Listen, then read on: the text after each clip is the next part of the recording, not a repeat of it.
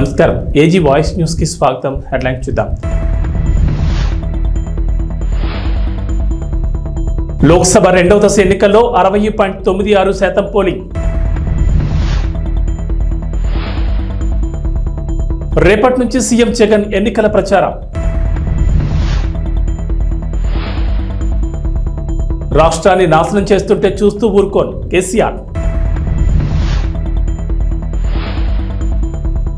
కేటీఆర్ పై వ్యాఖ్యలు, కొండా సురేఖకు సీఈసీ నోటీసులు. లోక్సభ రెండవ దశ ఎన్నికల్లో పోలింగ్ మరింత తక్కువగా నమోదైంది. తొలి విడతలో 65.5% పోలింగ్ నమోదు కాగా రెండో విడతలో అంతకంటే తక్కువగా 60.96% పోలింగ్ మాత్రమే నమోదైంది.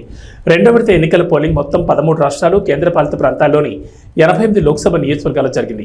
ఈ 88 నియోజకవర్గాల్లో కేరళలోని మొత్తం 20 లోక్సభ స్థానాలున్నాయి.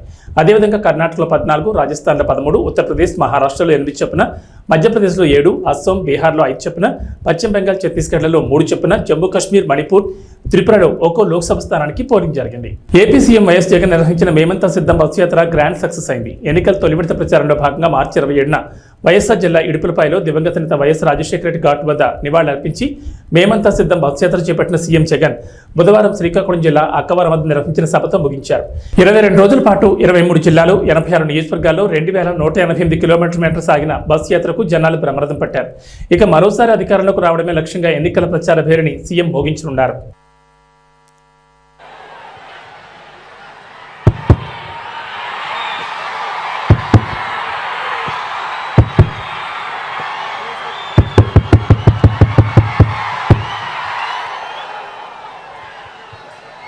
టెక్కలిలో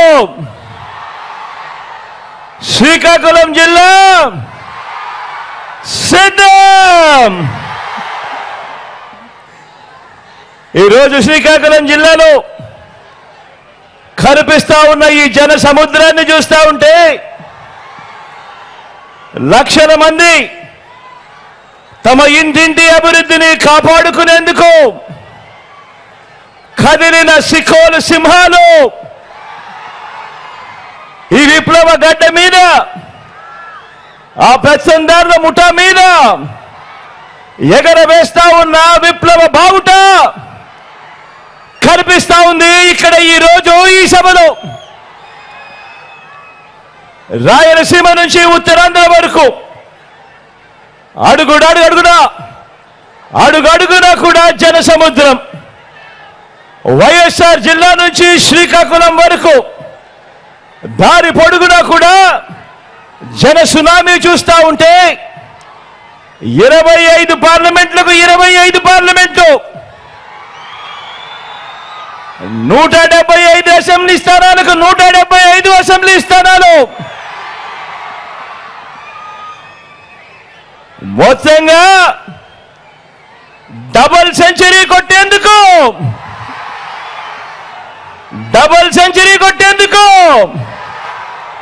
మీరంతా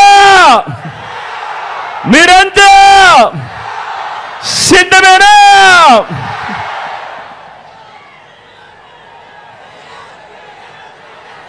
ఇంటింటి భవిష్యత్తును పథకాల కొనసాగింపును నిర్ణయించే ఎన్నికలు మరో 18 రోజుల్లో జరగబోతా ఉన్నాయి. ఈ ఎన్నికలు కేవలం ఎమ్మెల్యేలను, కేవలం ఎంపీలను ఎన్నుకునేందుకు జరిగే ఎన్నికలు మాత్రమే కావు.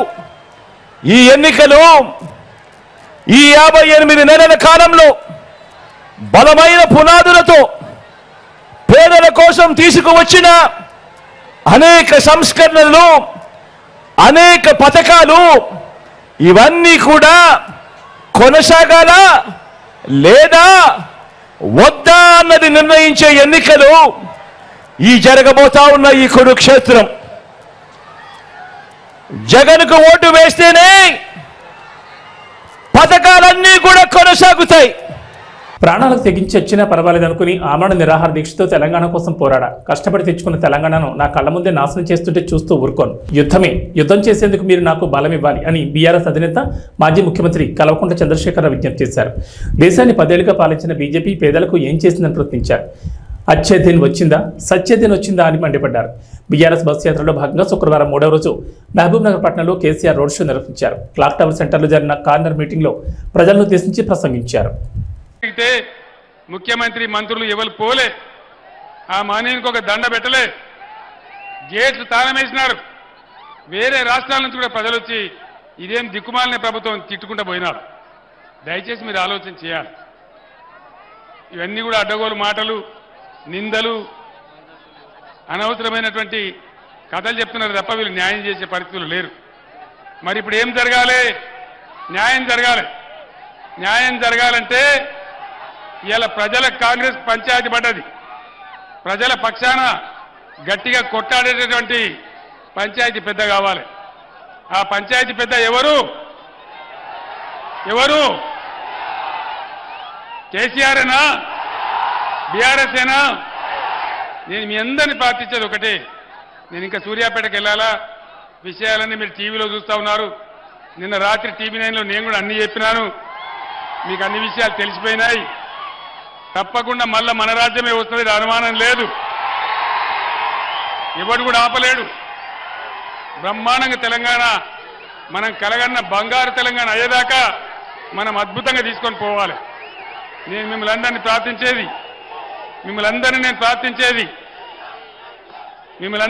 ప్రార్థించేది, పార్లమెంట్ ఎన్నికలలో బీఆర్ఎస్కు బలం ఇస్తే అది తెలంగాణ ప్రజల బలమైతుంది, తెలంగాణ ప్రజల శక్తి అవుతుంది.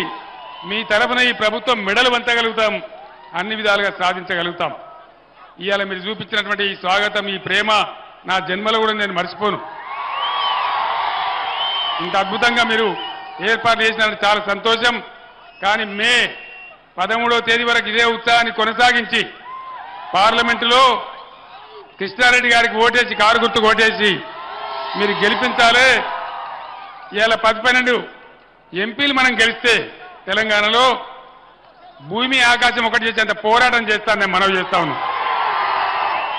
మీరిచ్చే బలంతోనే కేసీఆర్ కానీ బీఆర్ఎస్ కానీ పోరాటం చేయగలుగుతారు, మీకు న్యాయం చేయగలుగుతారు, హామీలు అమలు చేయించగలుగుతారు, ఈ కాంగ్రెస్ ప్రభుత్వం మెడలు వంచగలుగుతారు, రైతులకు న్యాయం జరుగుతుంది, కరెంటు చక్కగా వస్తుంది. కాబట్టి దయచేసి ఈ ఎన్నికల్లో బీఆర్ఎస్ అభ్యర్థి కృష్ణారెడ్డి గారి కారు గుర్తుకు ఓటేసి గెలిపించాలని మీ అందరినీ కూడా కోరుతూ నేను సూర్యాపేటకు బయలుదేరుతా ఉన్నా. జై తెలంగాణ, జై తెలంగాణ, జై తెలంగాణ. కారు గుర్తుకే, జై తెలంగాణ. మంత్రి కొండా సురేఖపై కేంద్ర ఎన్నికల సంఘం ఆగ్రహం వ్యక్తం చేసింది. బీఆర్ఎస్ వర్కింగ్ ప్రెసిడెంట్ కేటీఆర్పై ఇటీవల చేసిన అనుచిత వ్యాఖ్యల నేపథ్యంలో ఆమెను ఈసీ హెచ్చరించింది. ఎన్నికల వేళ జాగ్రత్తగా మాట్లాడాలని సూచించింది.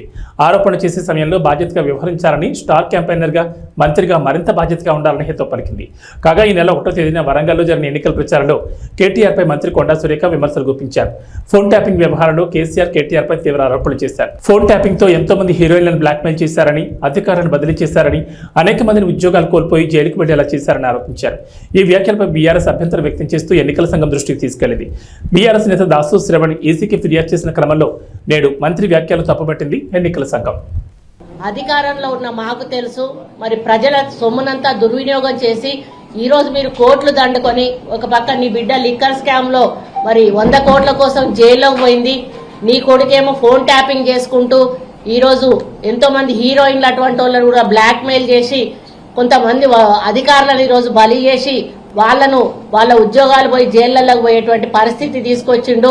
మరొక పక్క కాళేశ్వరం మేడిగడ్డ గట్టి మరి మీరు మొత్తానికి కాళేశ్వరాన్ని మేడిగడ్డను కూడా ఈరోజు కూల్చాలా, ఏం చేయాలో తెలియనటువంటి పరిస్థితుల్లో మీరు వదిలిపెట్టిపోవడం అనేది చాలా బాధాకరం. అధికారంలో ఉన్న మాకు తెలుసు, మరి ప్రజల సొమ్మునంతా దుర్వినియోగం చేసి నాకు ఎలాంటి ఇల్లీగల్ వ్యవహారాలతో నాకు సంబంధం లేదు. ఫోన్ ట్యాపింగ్ అని చెప్పి లీకు వీరుడు రేవంత్ రెడ్డి గారు పాపం డైరెక్ట్గా ప్రెస్ కాన్ఫరెన్స్ పెట్టే దమ్ము లేదు, డైరెక్ట్గా ఆధారాలు ప్రజల ముందు పెట్టే దమ్ము లేదు, ఏముందో విషయం ఎవరికి తెలియదు. పోలీస్ రిమాండ్లో ఉన్న వాళ్ళకి కూడా ఫోన్లకు వెళ్ళి మీకు లీకులు వస్తాయి. ఈయన లీకు వీరుడు. మరి లీకు వీరుడు ఏదో కష్టపడి నా క్యారెక్టర్ అసాసినేషన్ చేయాలనే ప్రయత్నంలో చాలా బలంగా ఉన్నాడు. ఎవరో హీరోయిన్లను నేను బెదిరించిన అంటది ఆ మంత్రి. ఆమెకు నెత్తుందా లేదా నాకు తెలియదు. నాకు అంత కర్మ ఏంది, నాకు ఈ దిక్కుమాలిన పనులు చేయాల్సిన పరిస్థితి ఏంది, నాకు ఎలాంటి ఫోన్ ట్యాపింగ్ వ్యవహారంతో నాకు ఎలాంటి సంబంధము లేదు.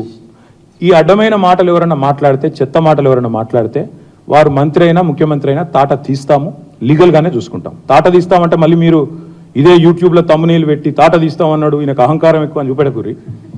అదే వినండి, తొందరపడకండి. తప్పకుండా లీగల్గానే ఎదుర్కొంటాం, న్యాయపరంగానే ఎదుర్కొంటాం. మాకు ఎవరిని బెదిరించాల్సిన అవసరం కానీ ఎవరిని. మంత్రి కొండా సురేఖకు లీగల్ నోటీసులు పంపారు బీఆర్ఎస్ వర్కింగ్ ప్రెసిడెంట్ కేటీఆర్. దీనికి సంబంధించి పూర్తి అప్డేట్స్ మా ప్రతినిధి సతీష్ ఫోన్ ద్వారా అందిస్తారు. సతీష్, కేటీఆర్ కొండా సురేఖకు లీగల్ నోటీసులు పంపించినట్లుగా తెలుస్తుంది. దీనిపై సురేఖ కూడా స్పందించినట్లుగా సమాచారం అందుతుంది. డీటెయిల్స్ ఏంటి? వర్కింగ్ ప్రెసిడెంట్ కేటీఆర్ కొద్దిసేపటి క్రితమే లీగల్ నోటీసులు ఇచ్చారు. ఆయన మీద కామెంట్ చేస్తున్నటువంటి, దాని మీద ఆరోపణలు చేస్తున్నటువంటి వాళ్ళకి లీగల్ నోటీసులు ఇచ్చారు. దాంట్లో ముఖ్యంగా మంత్రి కొండా సురేఖకు తో పాటుగా ఎమ్మెల్యే ఎన్ఎం శ్రీనివాస్ రెడ్డితో పాటుగా మరి కొంతమంది నాయకులు, అంటే కాంగ్రెస్ నాయకులు, ఆయన మీద సిరిసిల్ల నుంచి పోటీ చేసినటువంటి కేకే మహేందర్ రెడ్డి కూడా నోటీసులు ఇచ్చారు. వీటితో పాటు కొన్ని ఛానల్స్ అంటే యూట్యూబ్ ఛానల్స్ కి, మీడియా సంస్థలకు కూడా లీగల్ నోటీసులు పంపించారు. ప్రధానంగా గత వారం రోజులుగా కేటీఆర్ మీద చేస్తున్నటువంటి ఆరోపణలు ఖచ్చితంగా ప్రూవ్ చేయాలి, లేకుంటే పరువు నష్టం దావా వేస్తానని చెప్తూ కూడా కేటీఆర్ హెచ్చరించారు. ఆ చెప్పినటువంటి విధంగానే పరువు నష్టం కోసం సంబంధించి ఇప్పుడు లీగల్ నోటీసులు కూడా పంపించారు.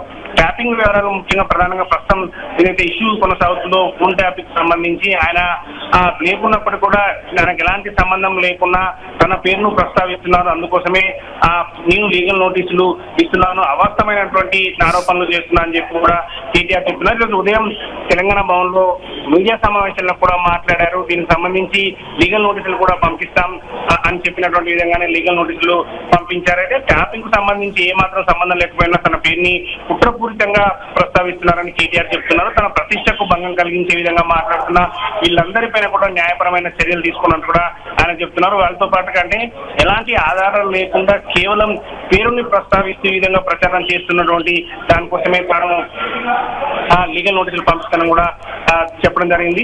ఈరోజు ఉదయం చెప్పినటువంటి విధంగానే నలుగురికి మంత్రి కొండా సురేఖతో పాటుగా ఎమ్మెల్యే ఎన్ఎం శ్రీనివాస్ రెడ్డి, అదేవిధంగా కేకే మహేందర్ రెడ్డి కాంగ్రెస్ పార్టీకి సంబంధించినటువంటి సిరిసిల్ల ఇన్ఛార్జిగా ఉన్నటువంటి కేకే మహేందర్ రెడ్డి కూడా యాసంగి ధాన్యం కొనుగోళ్లు 10 లక్షల టన్నులు మైలురాయిని దాటాయి. ఇందులో 50% పైగా కొనుగోళ్లు నిజామాబాద్, నల్గొండ, సూర్యాపేట జిల్లాలలో జరిగాయి.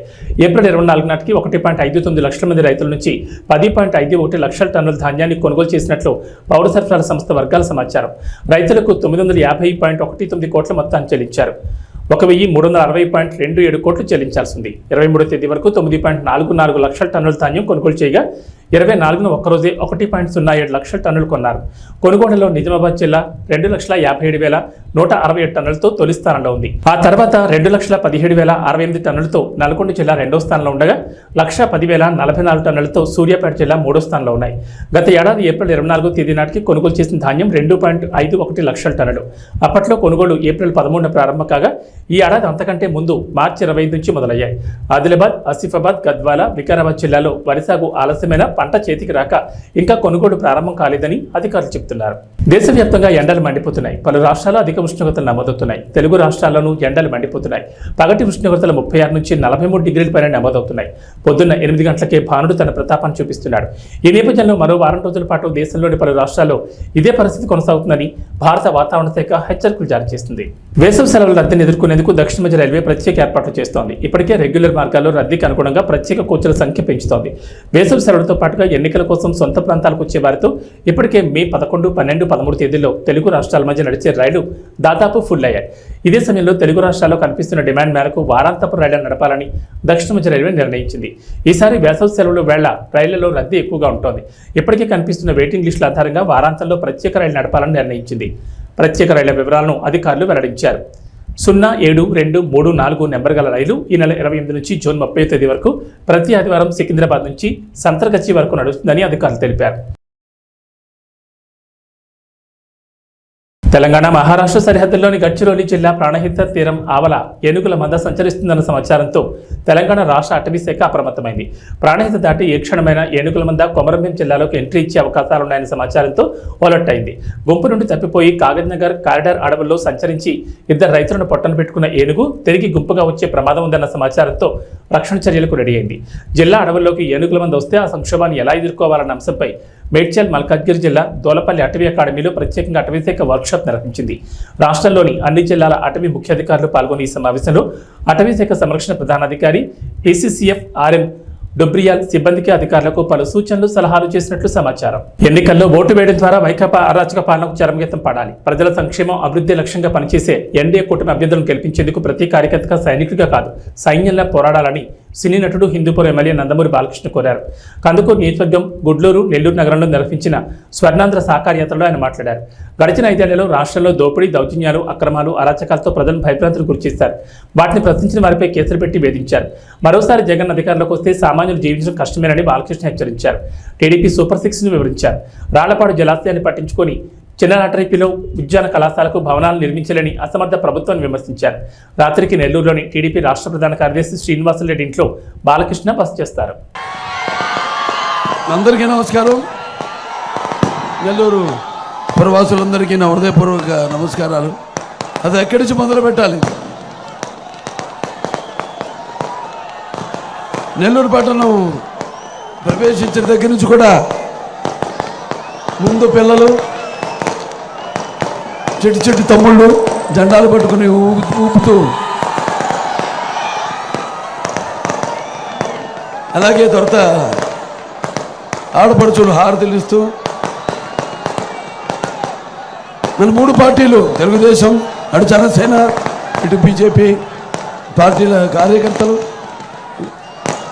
వాళ్ళ ఉరుకులెత్తుతున్న ఉత్సాహం, అభిమానం, చూపిస్తున్న అభిమానం, అలాగే ఈ యొక్క మన ప్రజాస్వామ్య పరిరక్షణ కోసం బద్ధ కంకణులైన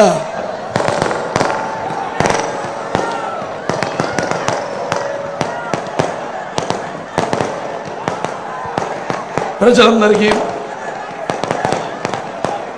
అలాగే తెలుగుదేశం పార్టీ విజయాల్లోకి హారతులిస్తూ, అలాగే నీరాజనాలు అర్పిస్తున్న నా తెలుగింటి ఆడపడుచులకి, యువతరానికి ప్రతినిధులు, నవతరానికి నాయకులు, భావతరానికి భారతదేశపు మహాశక్తి అయిన యువతరానికి నా అభిమానులకు ముందుగా నా హృదయపూర్వక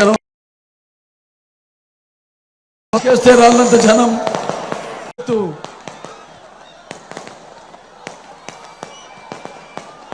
అలాగే మన పసుపు ఆత్మవిశ్వాసానికి నిజమైన సంతకం.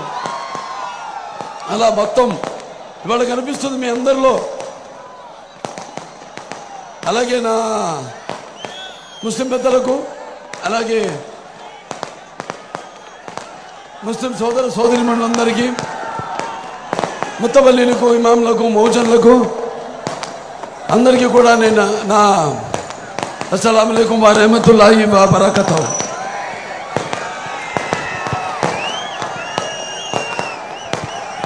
ఇప్పుడు ఇవాళ మన రాష్ట్రం చాలా క్లిష్ట పరిస్థితుల్లో ఉంది. కాబట్టి ఈ జరగబోయే ఎన్నికల రణరంగంలో మన భవిత కోసం, అలాగే మన రాష్ట్ర భవిత కోసం, మన భావితరాల భవిత కోసం మనం పోరాడవలసిన ఇదొక మహాకురుక్షేత్రం, महायुद्धम। मैं हिंदुस्तान हूँ, हिमालय मेरे सरहदों के निगहबा और गंगा मेरी पवित्रता की सौगंध। तारीख के इंतजार से मैं अंधेरों और उछालों का साथी हूँ और मेरे खाक पे संगे मरमर आने में चादरों में लिपटी हुई ये इमारतें दुनिया से कह रही है कि जालिमों ने मुझे लूटा, मेहरबानों ने मुझे संभाला, नादानों ने मुझे जंजीरें पहना दी और मेरे चाहने वालों ने उन्हें खान फेंका। सारे जहां से अच्छा हिंदू सिता हमारा, हम बुलबुले हैं कि इसके ये गुल सिता हमारा। ఇలా మత సామర్థ్యానికి, అలాగే సర్వమత సౌభ్రాతృత్వానికి ఒక ప్రతీక మన దేశం. ఇవాళ మరి నాన్నగారి దగ్గర నుంచి కూడా మనం గుర్తు చేసుకోవాల్సిన అవసరం ఉంది. వాళ్ళ పరిస్థితులు అలా ఉన్నాయి. మరి ఆనాడు నాన్నగారు ముందుగా అటువంటి ఆయన కడుపులో జన్మనిచ్చినందుకు, నన్ను మీ అందరి గుండెలో ఆయన ప్రతిరూపంగా నిలిపినందుకు విశ్వవిఖ్యాత నట సార్వభౌమ, అలాగే నటనకే విశ్వరూపం ఏమిటో చూపించిన నటసింహం అలాగే నాకు ఐపీఎల్లో పంజాబ్ కింగ్స్ జోల్ విదిల్చింది. భారీ టార్గెట్ చేజింగ్లో జానీ బేర్స్టో 48 బాల్స్లో 8 4లు 9 6లతో 108 రన్లు చేసి నాటౌట్గా నిలిచారు. శశాంక్ సింగ్ 28 బాల్స్లో 2 4లు 8 6లతో 68గా నాటౌట్ నిలిచారు. ప్రభు సిమ్రాన్ సింగ్ 20 బాల్స్లో 4 4లు 5 6లతో 54 రన్స్ దంచుకొట్టడంతో శుక్రవారం జరిగిన లీగ్ మ్యాచ్లో 8 వికెట్ల తేడాతో కోల్కతాపై గ్రాండ్ విక్టరీని అందుకుంది. దీంతో టీ20 హిస్టరీలో అత్యధిక లక్ష్యాన్ని ఛేదించిన తొలి జట్టుగా రికార్డులకు ఎక్కింది. టాస్ ఓడిన కోల్కతా 20 ఓవర్లలో 261కి 6 వికెట్లు నష్టపోయి స్కోర్ చేసింది. ఫిలిస్ సాల్ట్ 37 బాల్స్లో 6 4లు 6 6లతో 75, సునీల్ నరైన్ 32 బాల్స్లో 9 4లు 4 6లతో 71, వెంకటేష్ అయ్యర్ 39తో రాణించారు. తర్వాత పంజాబ్ 18.4 ఓవర్లలో 262 వికెట్ల నష్టానికి స్కోర్ చేసి నెగ్గింది. బేస్టోకు player of the match award లభించింది. సార్వత్రిక ఎన్నికల్లో కూటమి ప్రభుత్వం అధికారంలోకి రావడం ఖాయమని పాలకొల్లు టీడీపీ అభ్యర్థి ఎమ్మెల్యే డాక్టర్ నిమ్మల రామానాయుడు జోషి చెప్పారు. పాలకొల్లులోని ఎమ్మెల్యే క్యాంపు కార్యాలయంలో ఏర్పాటు చేసిన విలేకరుల సమావేశంలో ఆయన పాల్గొని మాట్లాడారు. సంక్షేమం చంద్రబాబుతోనే జరుగుతుందని, ప్రగతి పదంలో రాష్ట్రం పరుగులు తీయాలంటే ఆయన సీఎం కావాలన్నారు. ఈ నియోజకవర్గంలో మన పాలకొల్లు మన రామానాయుడు పేరుతో నిర్వహించిన పాదయాత్రలో ప్రజల నుంచి విశేష స్పందన కనిపించిందన్నారు. వారంతా సైకిల్ గుర్తుపై ఓటు వేసి తనను గెలిపించడానికి సిద్ధంగా ఉన్నారని వెల్లడించారు. ఈ సమావేశంలో వివిధ మండలాల పార్టీ అధ్యక్షులు, అనుబంధ విభాగాల నాయకులు పాల్గొన్నారు.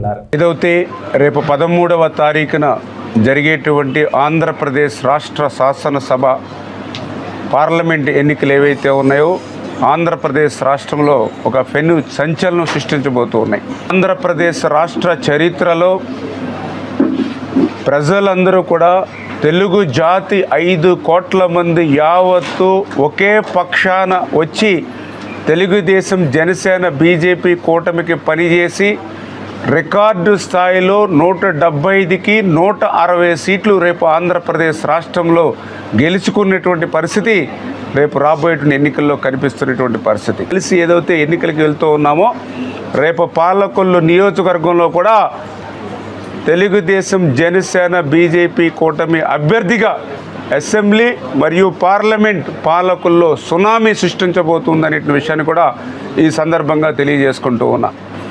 ఎందుకంటే ఈరోజు పర్టికులర్గా గత 60-70 రోజుల నుంచి మన పాలకొల్లు, మన రామానాయుడు ఇంటింటికి పాదయాత్రలో ప్రతి గడప తొక్కినప్పుడు, ప్రతి అవ్వను పలకరించినప్పుడు, ప్రతి గృహిణిని మరి పలకరించినప్పుడు, ప్రతి యువత, ప్రతి రైతు, మరి ప్రతి ఒక్కరూ కూడా నాతో కలిసి మాట్లాడుతూ ఉన్నప్పుడు వాళ్ళందరిలోని కూడా ఒకటే భావన కనిపిస్తూ ఉంది.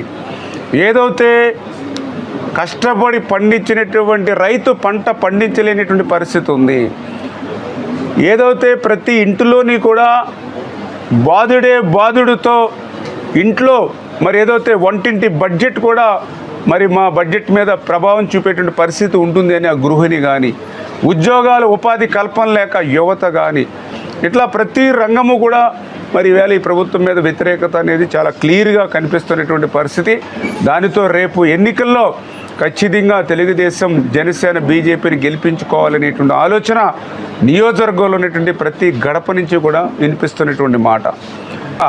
ఆశీర్వదించడానికి ప్రజలందరూ కూడా సిద్ధంగా ఉన్నారు. దానికి ఉదాహరణే మొన్న జరిగినటువంటి నామినేషన్. ఏదైతే ఆ రోజు 19వ తేదీన మరి తెలుగుదేశం పార్టీ అభ్యర్థిగా, జనసేన, బీజేపీ బలపరిచినటువంటి అభ్యర్థిగా నేను నామినేషన్ వేయడానికి ఒక్క పిలిపిస్తే, మరి వేళ జనసేన, బీజేపీ నాతో పాటు పిలిపిస్తే మరి వేలాదిగా ఆ రోజు 19వ తారీఖున స్వచ్ఛందంగా సైకిళ్ళు వేసుకుని పెద్ద ఎత్తున మరి ర్యాలీ, ఒక ప్రవాహం లాగా మరి ఆ రోజు మరి ఉన్నటువంటి పరిస్థితి నేను కాదు, మీ మీడియా సాక్షిగా మరి ప్రపంచం అంతా కూడా చూసినటువంటి పరిస్థితి. రేపు పాలకొల్లులో జరిగేటువంటి ఎన్నిక ప్రజాబలానికి, ధనబలానికి మధ్య జరుగుతుంది. ఖచ్చితంగా ప్రజాబలం ముందు ధనబలం ఆగదు, ప్రజలే గెలుస్తారు, పాలకొల్లే గెలుస్తుంది అనే విషయాన్ని సందర్భంగా తెలియజేసుకుంటున్నాం. Thank you. ఇంటి వద్దకే సంక్షేమ పథకాలు అందించిన ఘనత వైఎస్ఆర్సీపీకి దక్కుతుందని ఈ పార్టీ అభ్యర్థి భీమవరం ఎమ్మెల్యే గ్రంథి శ్రీనివాస్ తెలిపారు. భీమవరం నియోజకవర్గ పరిధిలోని 1వ పట్టణంలో నిర్వహించిన ఎన్నికల ప్రచారంలో ఆయన పాల్గొని మాట్లాడారు. మరోసారి తాను గెలిపిస్తే పట్టణాన్ని మరింత అభివృద్ధి చేస్తానని ప్రకటించారు. ఇప్పటికే 130 కోట్ల రూపాయలతో అభివృద్ధి పనులు చేసినట్లు వెల్లడించారు. ఈ కార్యక్రమంలో పార్టీ నాయకులు, వివిధ కార్పొరేషన్ల డైరెక్టర్లు పాల్గొన్నారు. మీ అమూల్యమైన ఆశీస్సుల కోసం మీ ముందుకు వస్తున్నారు. మీ ఆశీస్సులు ఎవరు కూడా నడవద్దని దయచేసి మన ప్రీతమ నాయకులు గంధి శ్రీనివాస్ గారు మీ అమూల్యమైన ఆశీస్సుల కోసం మీ ముందుకు వస్తున్నారమ్మా. ముగుళిత హస్తాలతో మీ ముందుకు వస్తున్నారు. ఎన్నికల గుర్తు ఫ్యాన్ గుర్తుపై ఓట్లేసి అత్యధిక మెజార్టీని గెలిపించమని కోరుచు మీ ముందుకు వస్తున్నారమ్మా. మన గంధి శ్రీనివాస్ గారు, మన ప్రీతమ నాయకులు గంధి శ్రీనివాస్ గారు మీ ముందుకు వస్తున్నారు. అమ్మలారా, అయ్యలారా, అక్కలారా, అన్నలారా మీ ముందుకు వస్తున్నారమ్మా.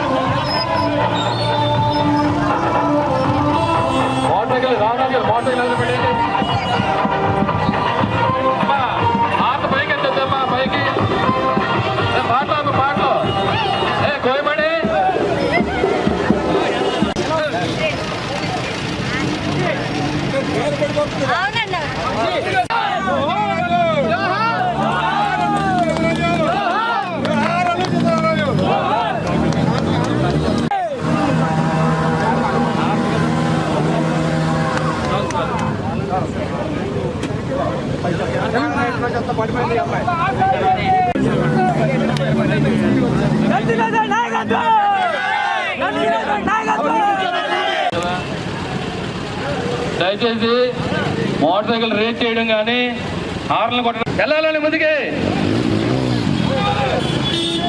అందరూ రావాలండి. ఎవరు రాకూడదు దయచేసి. జనసేన పార్టీ విజయంతోనే రాష్ట్రానికి మంచి భవిష్యత్తు ఉంటుందని ఈ పార్టీ అభ్యర్థి మాజీ ఎమ్మెల్యే పులపర్తి రామాంజనేయులు తెలిపారు. భీమవరం నియోజకవర్గ పరిధిలోని తీర ప్రాంత గ్రామాల్లో శుక్రవారం నిర్వహించిన ఎన్నికల ప్రచారంలో ఆయన పాల్గొని మాట్లాడారు.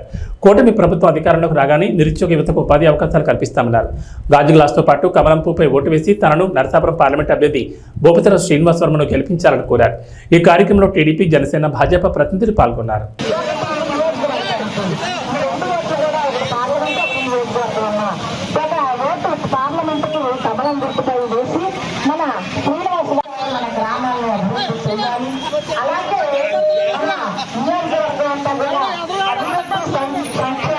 సాధించాలి అన్న ముఖ్య ఉద్దేశంతో మరొకసారి మీ ముందుగా వస్తున్నారండి. మన ఉమ్మడి అభ్యర్థిగా మన పులపర్తి రామాంజనేయులు గారిని మీ ముందుగా వస్తున్నారండి. మన ఉమ్మడి అభ్యర్థిగా మన పులపర్తి రామాంజనేయులు గారిని ఎమ్మెల్యే. రాష్ట్రంలోని ప్రజలు మళ్లీ జగనన్న పాలనే కావాలని ఉండి వైఎస్ఆర్సీపీ అభ్యర్థి పీవీఎల్ నరసింహరాజు తెలిపారు. నియోజకవర్గ కేంద్రమైన ఉండిలో నిర్వహించిన వైఎస్ఆర్ కాంగ్రెస్ పార్టీ కార్యకర్తల ఆత్మీయ సమావేశంలో ఆయన పాల్గొని మాట్లాడారు. ప్రభుత్వం ప్రవేశపెట్టిన పథకాలు పేద ప్రజలను అభివృద్ధి వైపు నడిపిస్తుందన్నారు. ఫ్యాన్ గుర్తుకు బొట్టు వేసి జగన్మోహన్ రెడ్డిని మరోసారి ముఖ్యమంత్రిని చేయాలన్నారు. ఈ కార్యక్రమంలో పార్టీ నాయకులు పాల్గొన్నారు. జగన్మోహన్ రెడ్డి గారు ఎప్పుడు కూడా పేదవారిని నీతి కొన్ని కార్యక్రమాలు కరోనా కష్టకాలంలో ఎవరికాళ్ళు వ్యాపారాలు చేసుకున్నారు. కానీ ఆయన సొంత రూపాయలు ఆయన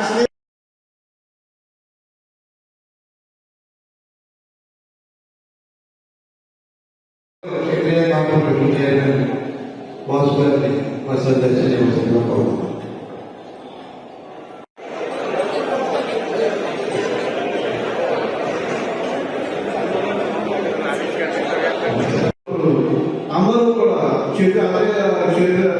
మామూలుగా చేయాలి తప్ప ఆయనంటే కాదు. మన పార్టీ ముఖ్యం చంద్రబాబు గారు మాకు ఆయన స్నేహితులు అని చెప్పి ఆయన అంటే ఉండేది. ఆయన అందరూ కూడా మామూలుగా చేయాలి తప్ప ఆయనంటే కాదు.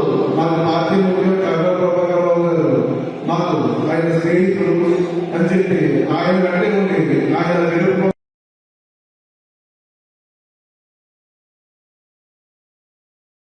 ఉన్నటువంటి ఈ పార్టీలో ఖచ్చితంగా రేపు జగన్మోహన్ రెడ్డి గారు సీఎం అవ్వాలి. ఇక్కడ ఇవి బులెటిన్ విశేషాలు. నమస్కారం.